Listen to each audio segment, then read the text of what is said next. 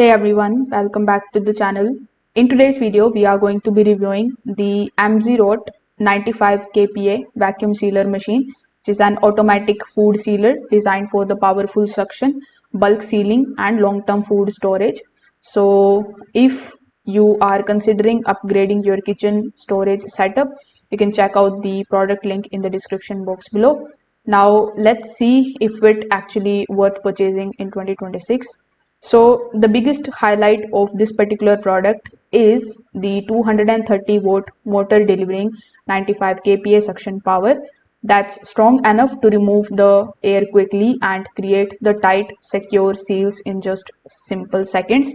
The machine can reportedly seal up to 30 bags within 15 minutes, making it ideal for the meal preparation or bulk storage.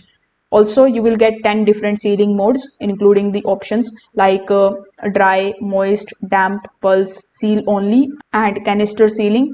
So this flexibility makes a noticeable difference when switching between the items like crackers, vegetables, marinated meat, or leftovers.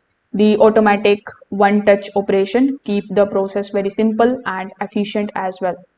Design-wise, it features a stainless steel surface, giving it a durability and modern look. There is also a built-in bag roll storage and cutter, which makes the custom bag sizing easy. The included starter kit with pre-cut bag, a roll and a accessory hose is helpful for getting started right away. In the real world usage, sealing performance is very strong. The bags come out tightly compressed with the minimal leftover air. However, after the continuation use, the machine can get warm, so short breaks are recommended during the heavy sessions.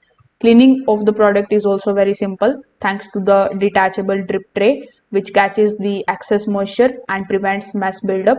Overall, the vacuum sealer is built more for the frequent or bulk users rather than the occasional light sealing. So again, if you want to check the product out, the link is in the description. Thanks for watching and I will see you in the next one.